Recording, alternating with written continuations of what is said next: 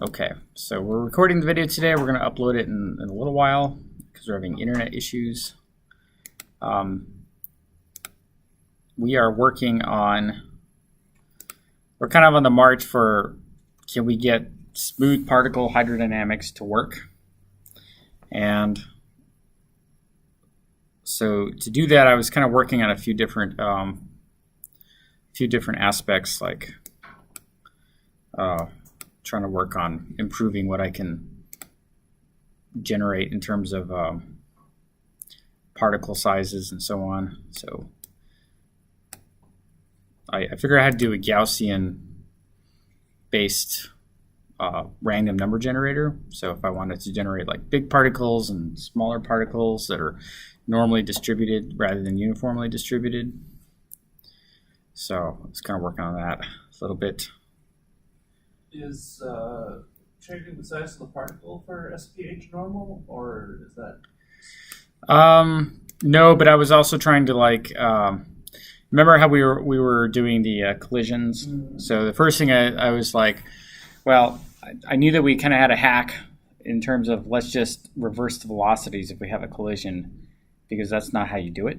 Mm-hmm. Okay, so the first thing I was going to show you guys today was let's set that up there. Let's turn the collisions on.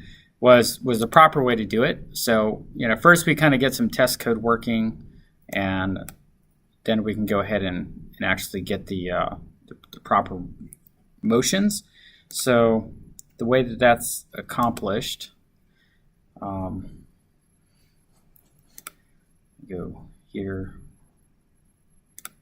Okay, so the way that we accomplish that is to preserve the momentum of the energy. Okay, so up here I have elastic collisions. So there's a vector form, because normally, it looks very close to this, but if you're just doing one dimensions, you have the initial velocity times or I think it's just like you have 2 times mass 2 over the total mass times the second velocity. So you can just adjust the velocity 1 minus, and then the second velocity looks almost exactly the same. However, if you're doing it in 3 dimensions, you can't just work with the magnitude only of the collision. So this is the general form. So if you want to calculate what object 1 and object 2 is supposed to be, then we can go ahead and do it this way.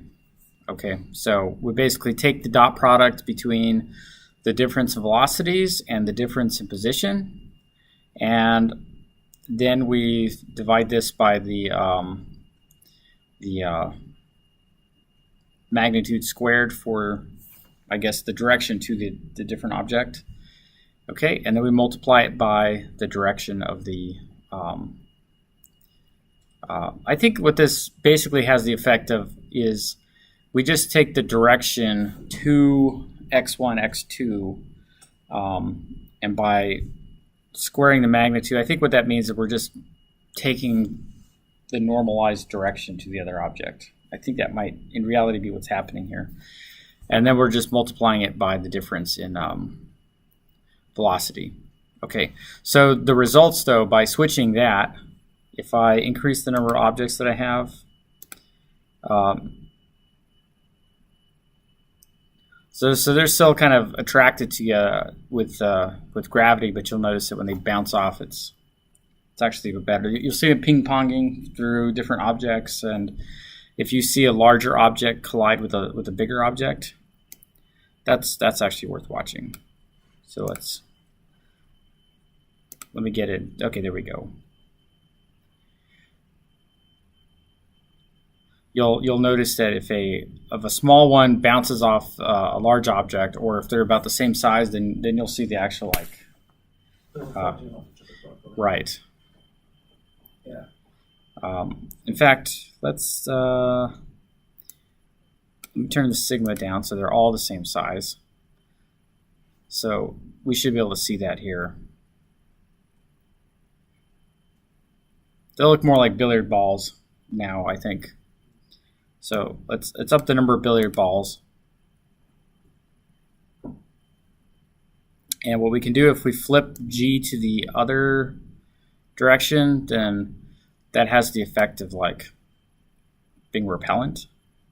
So I'll turn that back off.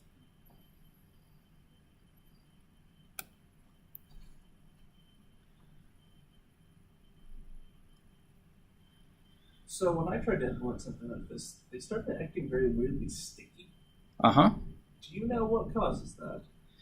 I think that if you're using the code before, where I wasn't doing any kind of momentum, their velocity was preserved.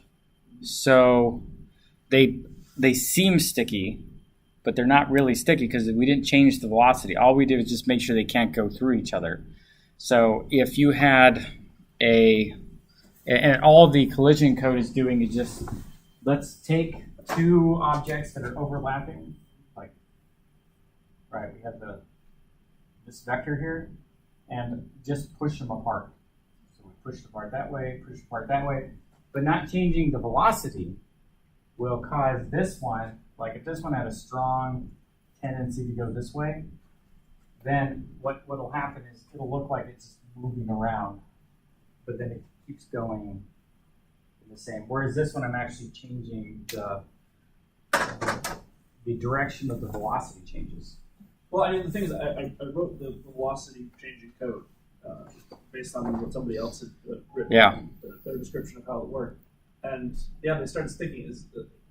Are you still doing the positional displacement so they don't overlap, or are you? Yeah. Oh, okay. Still do that, but if your time step is small enough, they're never overlapping by a significant amount.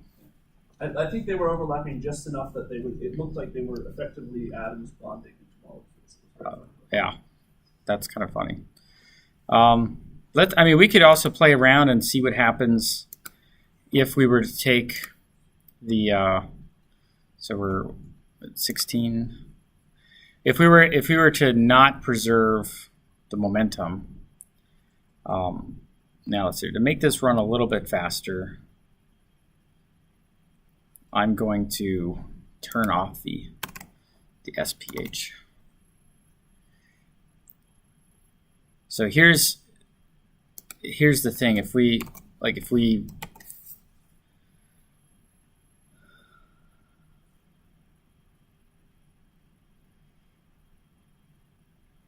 oh, we need to turn on the collisions.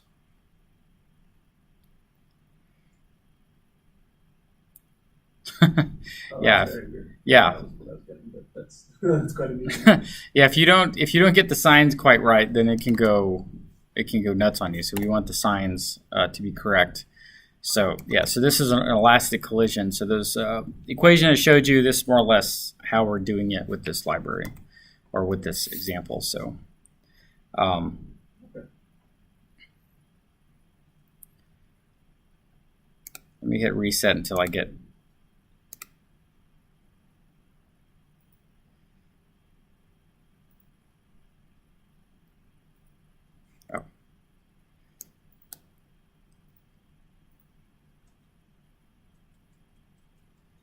Yeah, okay, so I think that's good though. Like as far as animating a realistic collision response, just having the right momentum conserving equation does help. And if we add a lot of objects, I have a control on here. I can kind of say what the probability is that they shouldn't move. And then if I wanted to, I could turn on the gravity. So that's going to add some motion to it.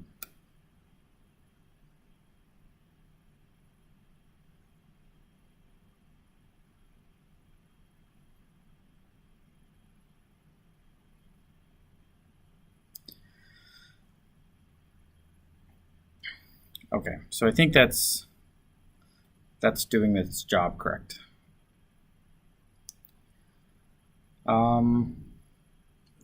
I had this fleeting thought because we had the gravity that what would it be like to simulate general relativity, until I started reading about it, and I was thinking to myself, I'm not so sure about this anymore. At least that's not happening until the next class, until I've had a chance to sit down and like figure out how do you do the Einstein field equations. But I was watching something interesting last night about the three-body problem, and the effect of chaos. So I think we're going to talk a little bit more about that next Tuesday, because the effect of chaos, I think, is a very interesting concept. Where, I mean, if you notice when we began talking about it at the beginning of class about updating the velocity, right? If you didn't update the velocity in the right order, then we weren't exactly getting the right calculations. And then what we did was we did that almost like a leapfrog effect, where we kind of apply some of the velocity. We take half the velocity before and half the velocity after the acceleration, before we then figure out what the new force ought to be.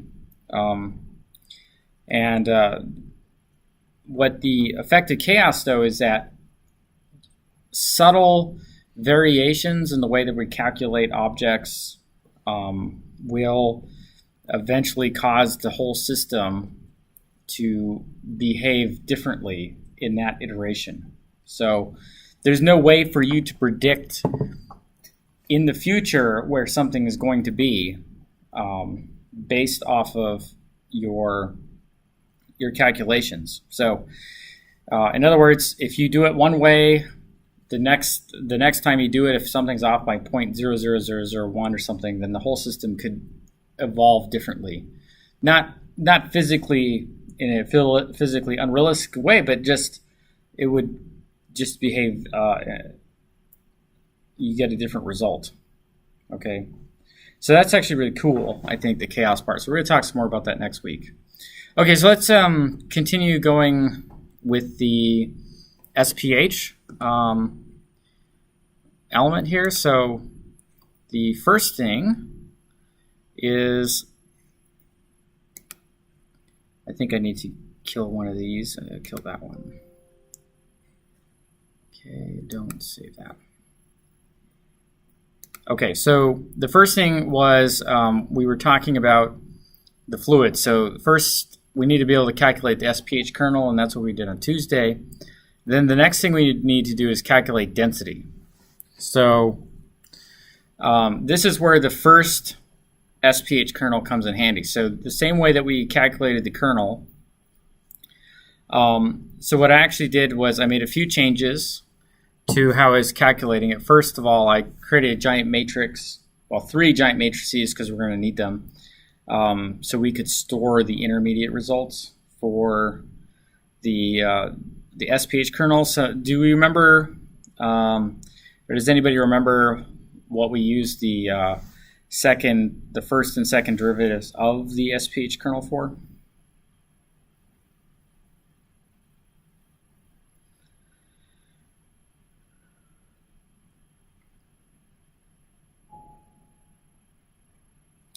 Those would be for the pressure gradient and for the diffusion term.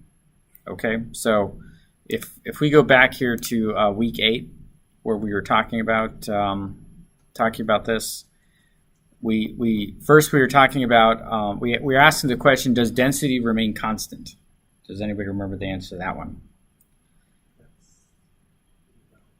No, density does not remain constant, and the reason for that is because you could have a different set of particles in a different set of air, volume, and so your density can change. So that's one thing with SPH. Density can change. Yes? But does anyone vary the particles themselves, or the particles usually remain constant?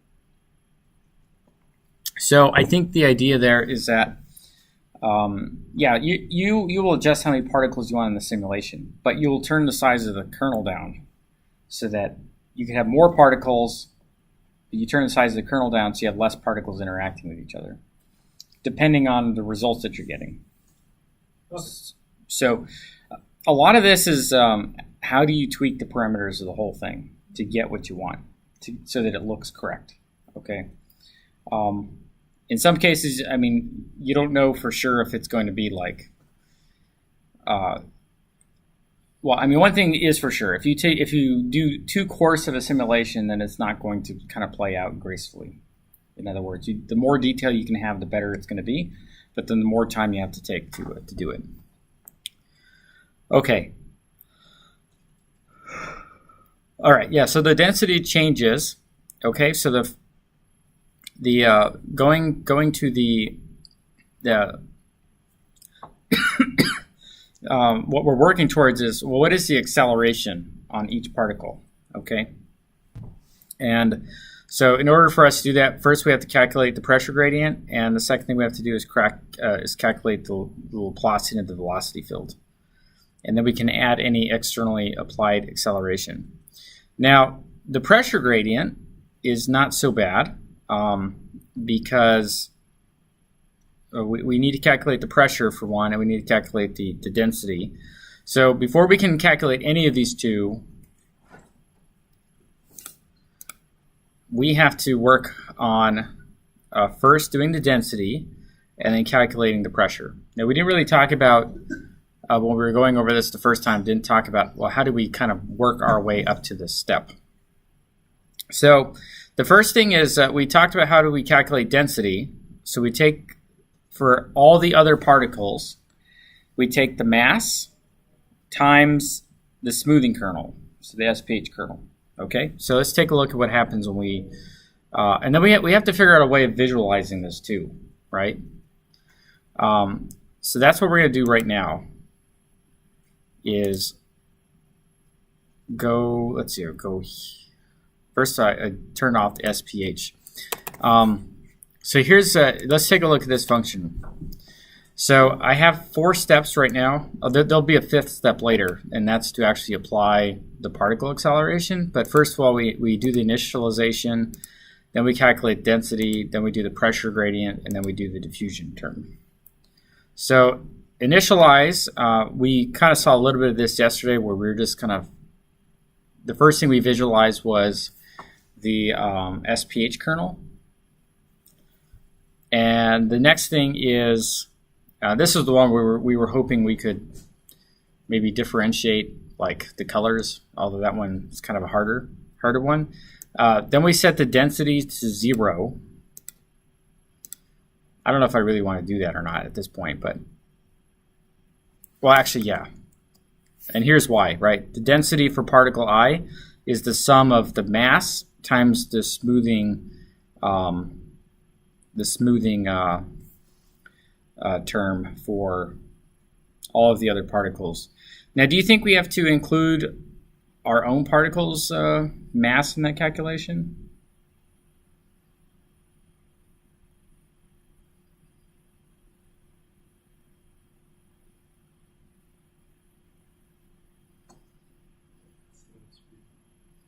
I think so.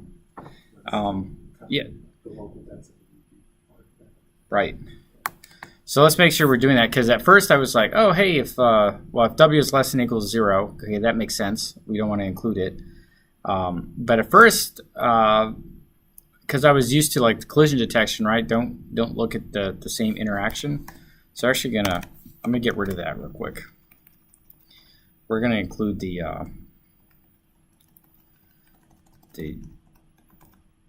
our own self. So let's take a look at the density. So the density could almost be like a field where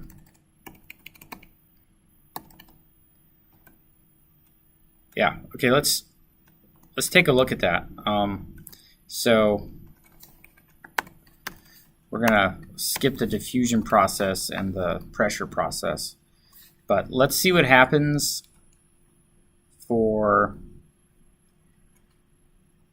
we were setting the color, but let's see what we get for density.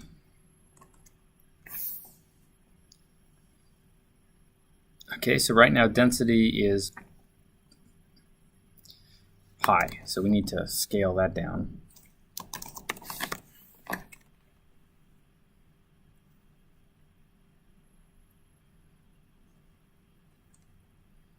Still high.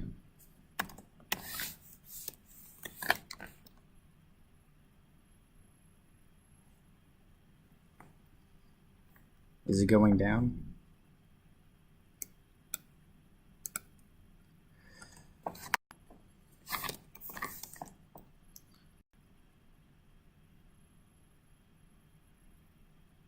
Okay.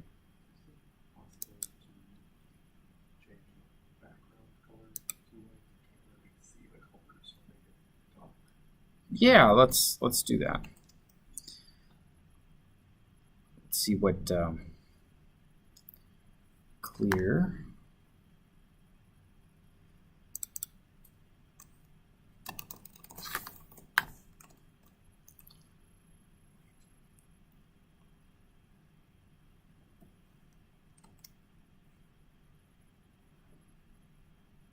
Oh, we're rendering a background mesh. Let's get rid of the background mesh.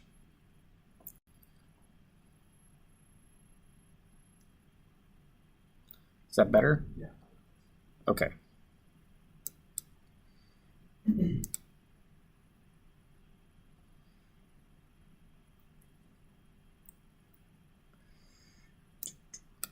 Let's give everything some kind of initial velocity.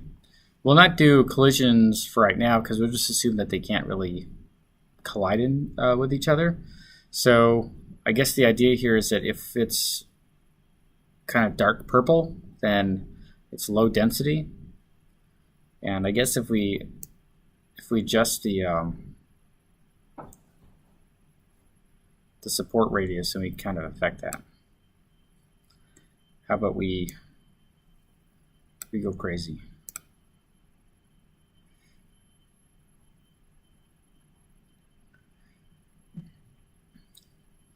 Now, because we were doing a fluid simulation, I guess the two approaches could be that let's either take fixed time steps, or let's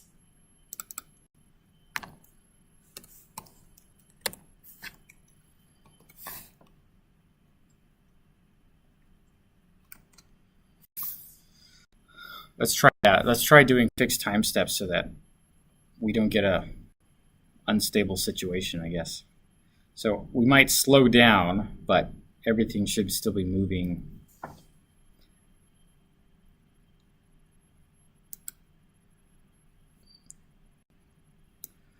So everything gets an initial velocity. Okay. We can change the support radius a little bit.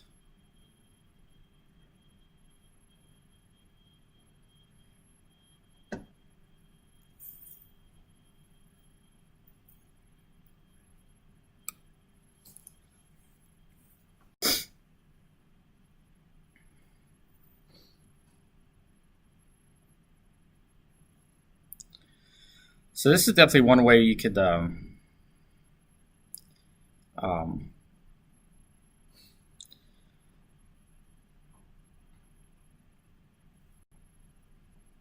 monitor the actions and see what's going on. Is just, you could use color to kind of represent. I think now that all these objects are, oh, I guess the other thing we could do is say everything has the same mass.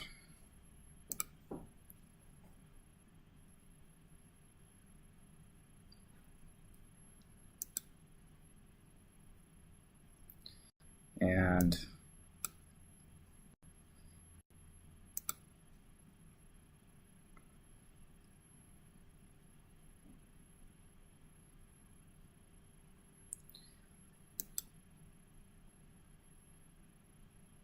let's just get everything out, moving around.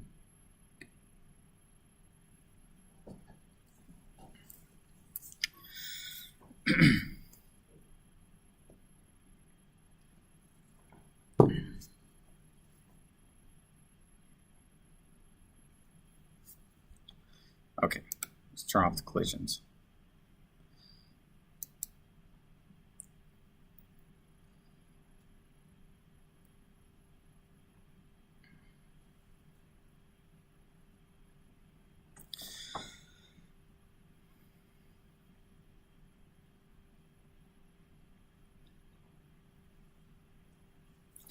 And then let's turn down the...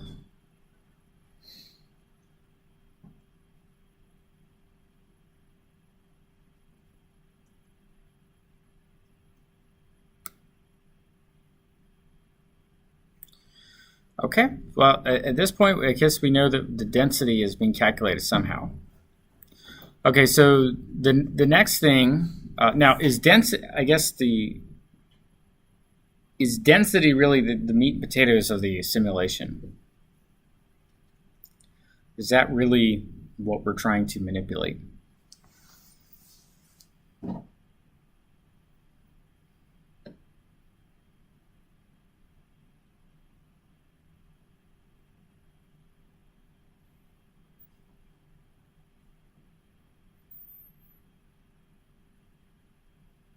Not really. Pressure is. Pressure is the one value and the velocity is the other one. Okay, that's a consistent theme with the fluid stuff is pressure and velocity. Now, what is pressure going to do? I mean, it's a lot of energy conservation.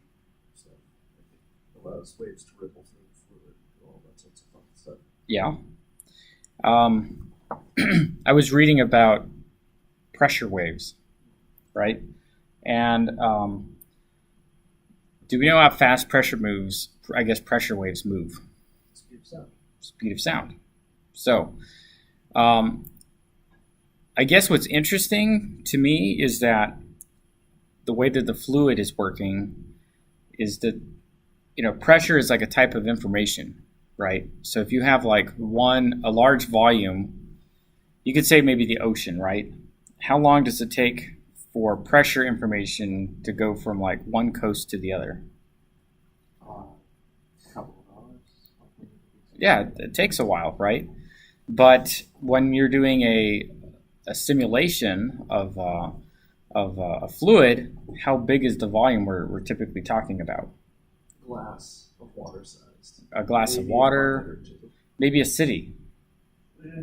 Right. It's a pretty big one. Right. We, think about some of the big disaster movies where Godzilla's going to destroy something, or, we might have like city-sized areas we're trying to like wipe out. So how long does that pressure wave take to travel from one side of the simulation area to the other? Let's see, in air, it's about 300 meters per second, 300 something like that. Water, it's higher. Mm-hmm. So good-sized cities, maybe a couple miles across. Sure. I guess for all intents and purposes, it's almost instant. Yeah, it's a couple seconds. So the water on this side gets to know about the pressure change almost instantaneously. So I thought that was interesting because if you're doing like SPH, right, there is a propagation delay in terms of the pressure finding its way across all the particles. Because if you're talking, these particles are sharing pressure information, these particles are sharing pressure information, these in between are kind of sharing, but it takes that, that each time step that you're doing the simulation, you have pressure, and then the next time step, then that pressure is moving, and then the next time step, that pressure is moving. So there is a little bit of a discontinuity with the reality that that the pressure could be moving like very quickly, but it might be moving faster in a real fluid than it does in the SPH simulation if you don't have the parameters set up correct. Yeah. So with pressure, the reason we have to deal with it that way, that's an artifact of the fact we're abstracting to this level, isn't it? Because at the most basic physical level, it's all just particles colliding with each other. Sure. But since we're taking a step so far out, we can't simulate those tiny little particles. But that's why we have to do the pressure thing? Yeah. Yeah. Well, I think that's happening in real life too, but it's like I said, the information is fascinating because the pressure is a bit of information that takes a while to move around. So before the water over here needs to know to do anything, that pressure information has to move, has to travel over there. It's like, oh, pressure applies to you now. I'm like, whew, okay. So I think that's interesting.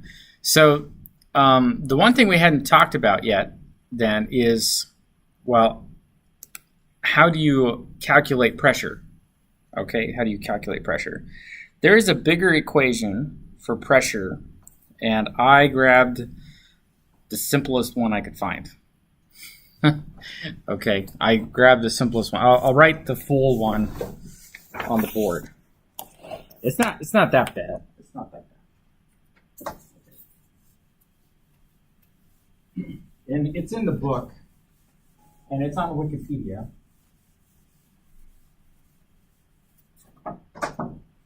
But it's kind of helpful to know what happens. So I want to say this comes from the Cole equation. This is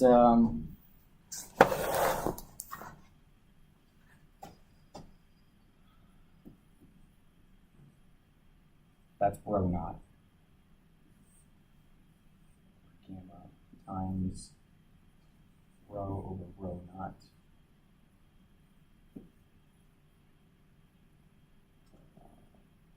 Raised to gamma minus 1. Okay, so this is that equation. And so then you have to know like what you're actually dealing with. So this gamma is dependent on the type of fluid that you're working with. But the book says that a lot of times that gamma just gets set to 1. So that makes that equation pretty simple. And you end up getting P equals K times rho I. So if you want to calculate the pressure for point I, so now we have to figure out this rho naught. So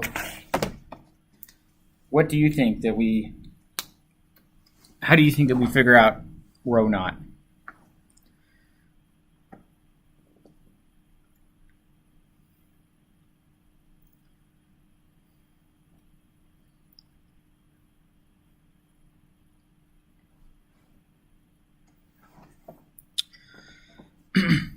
I will say that K represents some kind of, the book describes it as like a stiffness parameter. All right, so already we're basically saying that our pressure is equal to the stiffness parameter times the difference in the particles pressure or density minus the, I guess, the overall density of the fluid we're working with. But how do you decide what to use for that value?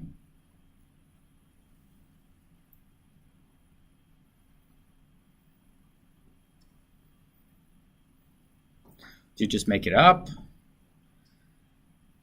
What can we do?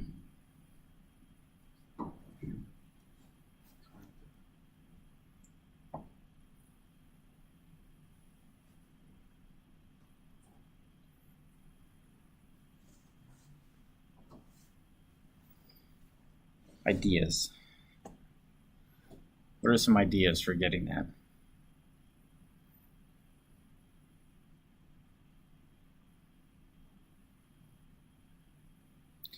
So what if we were doing airflow, right?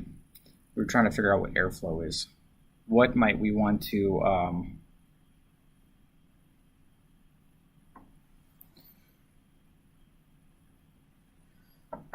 get that reference density for? That's what it is, it's a reference density.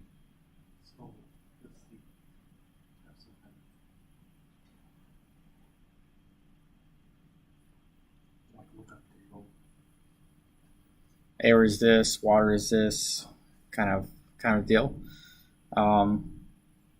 You could definitely do that, right? So if you're doing airflow, you might want to pick rho naught, so it's corresponds to atmospheric density. Okay, you can do that. So I was thinking about that this morning, and I was thinking that you'd like to be able to do it based off of, I guess, properties of the fluid, but maybe one of the easiest ways to do it is, how is pressure defined? The force of pressure has to do with, like if I said I'm applying pressure to this table here, what am I doing to the table? It's like the force on the table. So how could you figure out what a reference density is?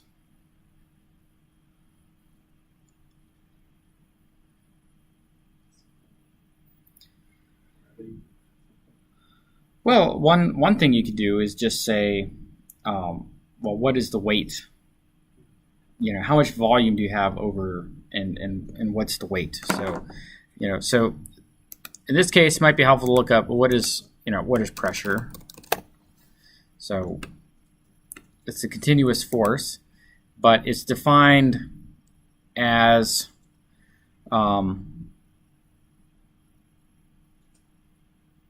so it's the force applied to the surface of an object per unit area over what it's distributed by. So if we have density, right, and density is volume over meters cubed, right?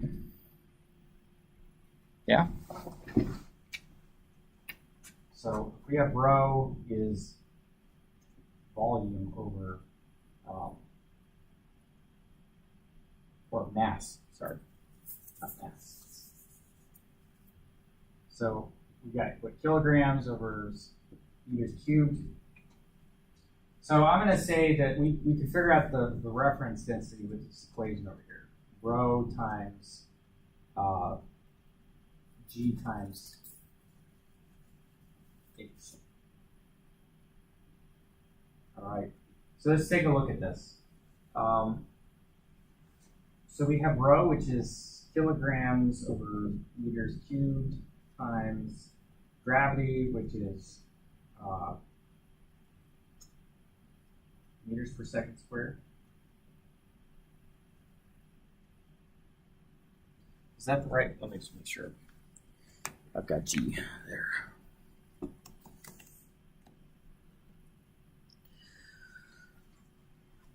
And we have height. So this is going to give us our, right, we have rho times height, right, is, we have meters. So now we're going to get, so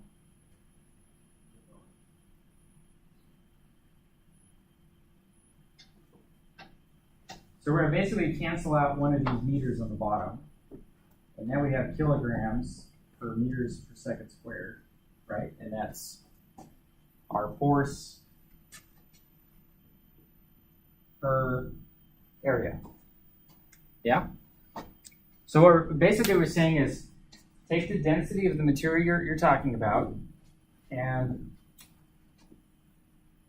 let's just say you're simulating a fluid.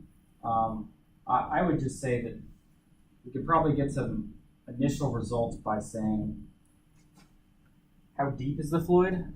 Because the density is going to change over time, right? The lower and lower you go, the more pressure you're going to feel because there's more weight, and that's what this G times H is saying. So if you want to figure out what the pressure is, we just take the density of, say, water times how much water there is, the force of gravity, then we can figure out what an initial pressure is like. Now, where this will be an issue is if the pressure, I would say that if the pressure at the top and the pressure at the bottom are wildly different, then you need to compensate for that somehow. But if you're trying to simulate fluid, particles in the middle somewhere, then I guess you could just say how high is my particle from the bottom of the simulation, and or from the top, and you can calculate a reference for pressure using that value. Okay, so let's try and do that. So I think the density calculation, not so bad. So let's see here. So if we go up here to where we're calculating the density, all we're doing essentially just, we're just adding it up, O1.density. And then once we finish calculating it, then we can go ahead and calculate the pressure. So once we've kind of gone through all the particles, then we can say that O1.P equals our K. Now, we don't have a good value for K right now. I'm just going to say 1. That's because why not? So then we have O1.density and minus our reference. Okay, and so now we just need to let our oh,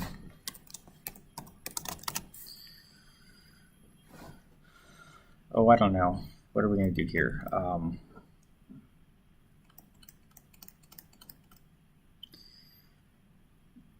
This would be our whatever our current particle's y value is.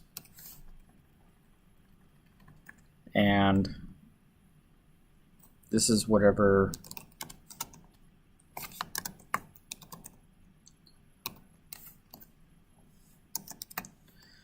our total density is. So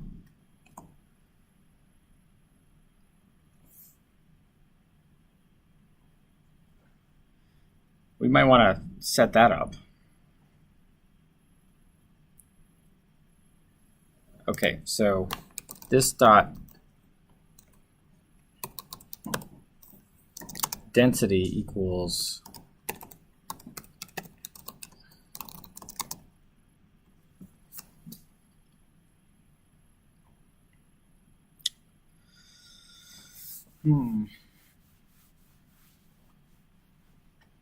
I guess because we're simulating a fluid,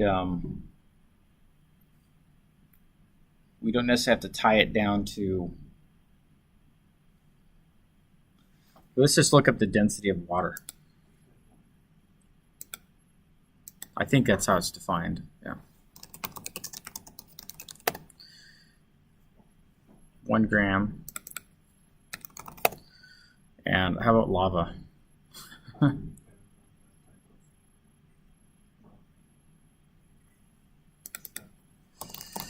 Probably. Let's go with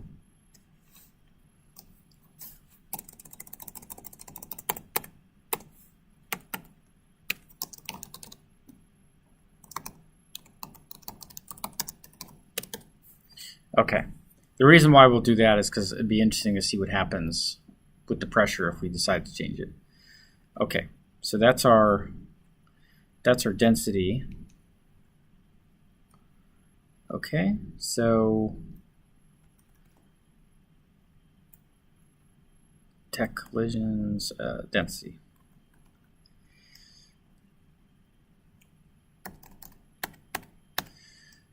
Okay, and the only other thing that I am worried about is the depth, because we're going like positive, negative. Like we need some kind of way of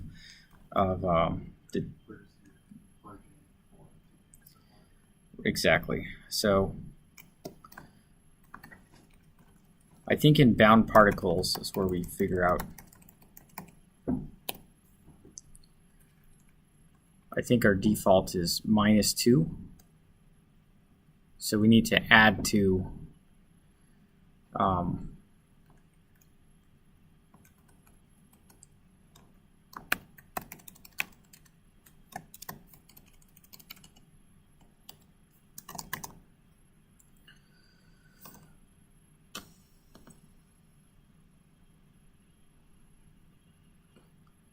let's just make sure this is going to have the right effect.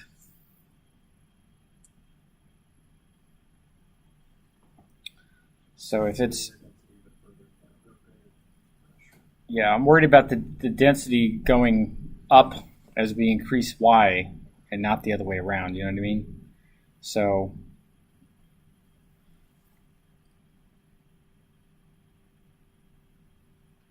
how about we do like, instead of adding, well, not absolute, because then if you're above, then how about we do 100 minus? And or 100 plus. Right. So so in other words,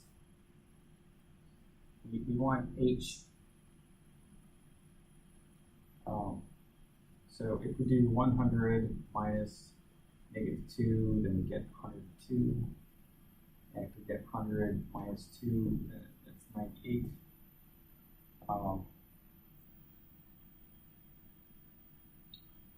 So I think what we want,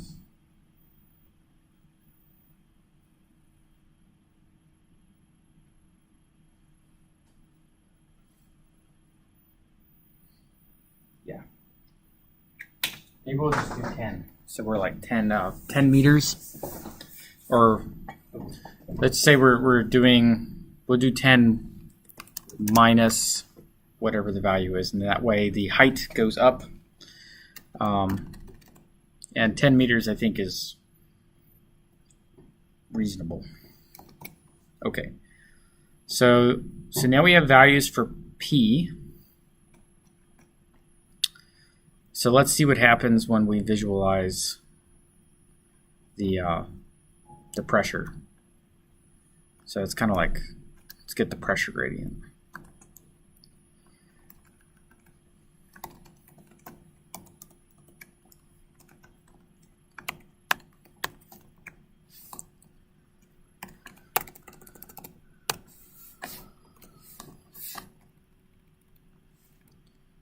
And because we don't know what P ought to be,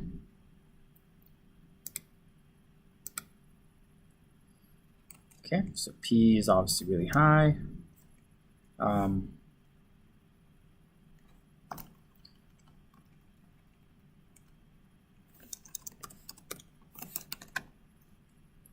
Just divide by 10.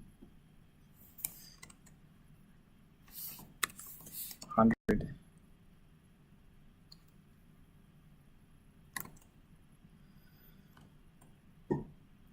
Forget about it. Let's do this.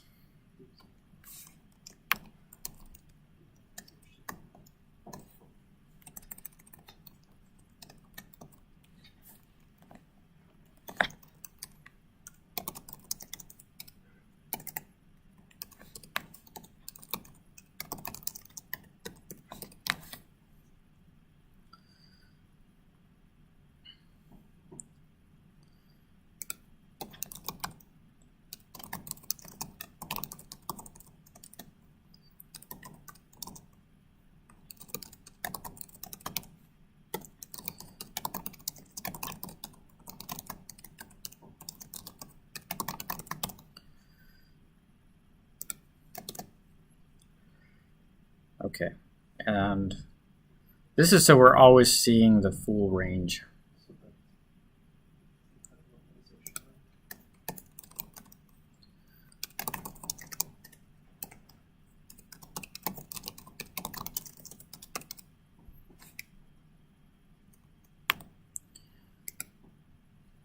Okay. So now we can scale this by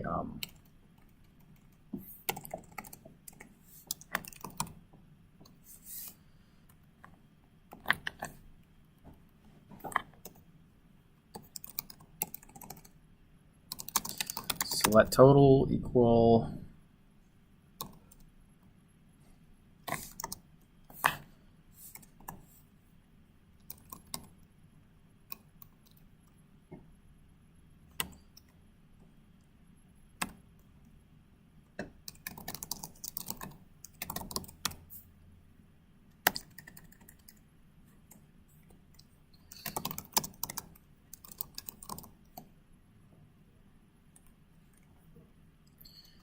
okay.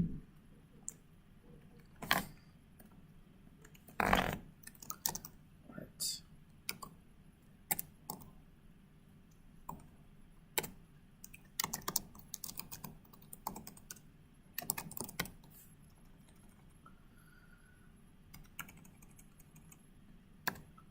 So then if I'm correct, we can just subtract, oh,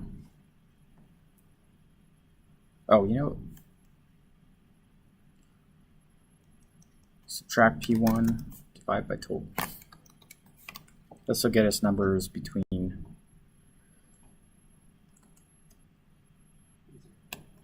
0 and 1.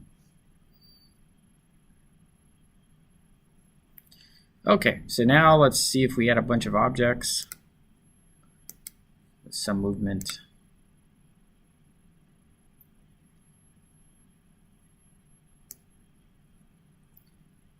Add a repulsive force for everything real quick.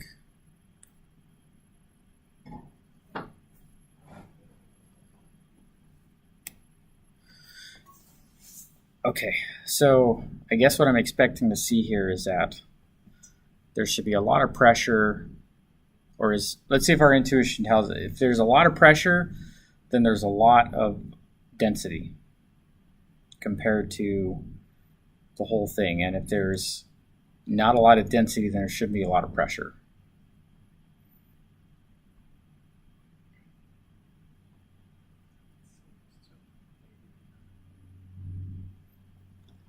Yeah, I think as they get really close, then the pressure is really high. Okay. That's cool. Okay, now the next thing is, can we use the pressure to like move these things around? That would be interesting, right?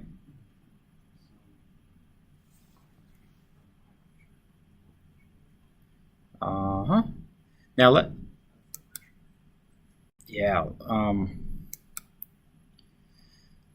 okay, so let's do something fun. And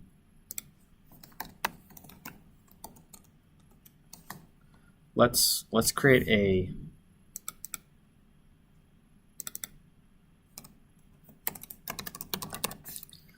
let's create a density, so we could say it starts off at water, but then we could go from water to something thick like lava.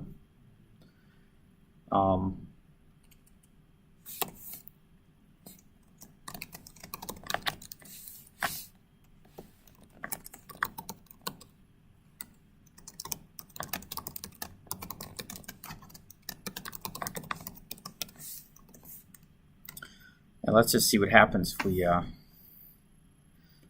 adjust that. Okay, so let's add lots of objects.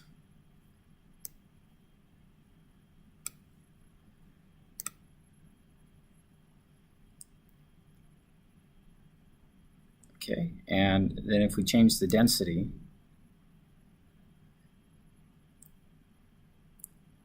I guess did that have an effect? What's that? I don't think I saw anything happen. So over here we use density.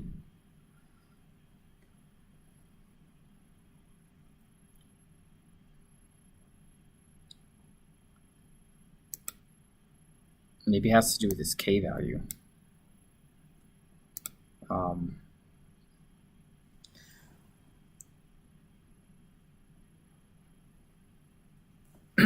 For lack of a better word, let's go. We should probably add a parameter for that too. Or maybe we don't need to worry about that right now. It could just be that the particles are so, first of all, let's get them moving.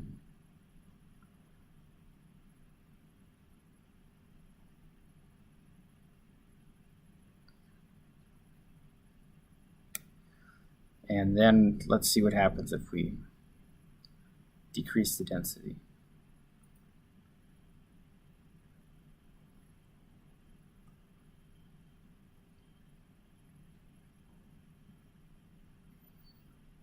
I can't tell. It might be more subtle than we think. Yeah, if you just try to increase it down.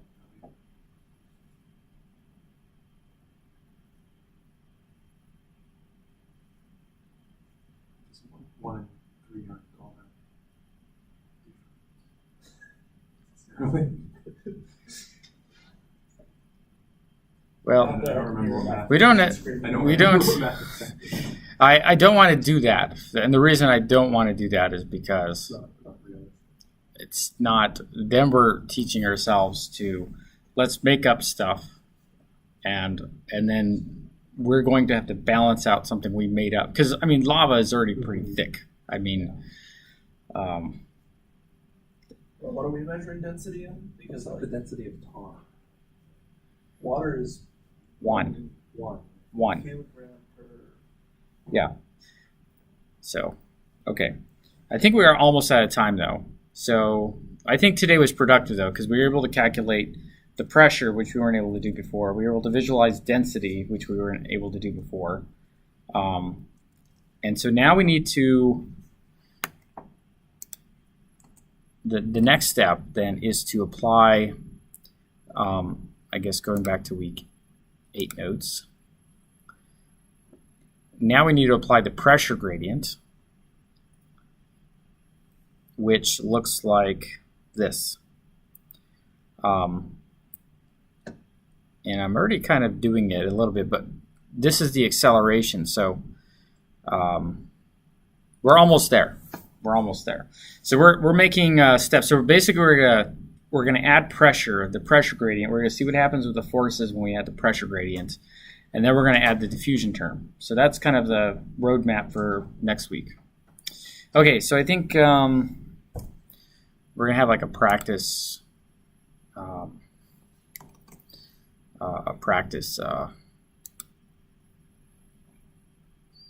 MS Comps thing going on. So I gotta run to that. Any standing assignments for the class that we should be aware of? Whatever's there. Okay. What is there right now? We did student choice last. We're doing fluids and stuff. Fluids, and then there's something about something about Becton County, the spring things. I don't remember what it was called. Springy meshes. We'll probably end up canceling that homework in favor of the fluid. So here's what I would think would be a good idea for y'all to do, is to keep working on your project, but this weekend play with the fluid simulation and see what you can do with it, because you'll probably be modifying it somehow for your homework. Yeah, the 16. So 16 is the So the homework's probably going to be due next weekend. yeah, probably. Is it alright if I make a Goularian version of the simulation? Yeah, there's nothing wrong with that at all.